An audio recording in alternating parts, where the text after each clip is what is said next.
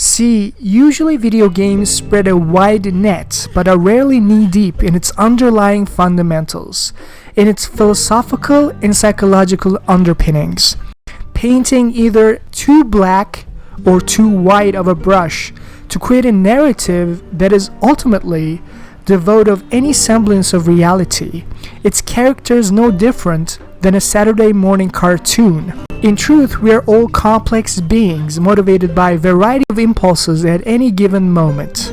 You can't just label someone as benevolent or evil and act as if these are accurate assessments that can stand the test of time.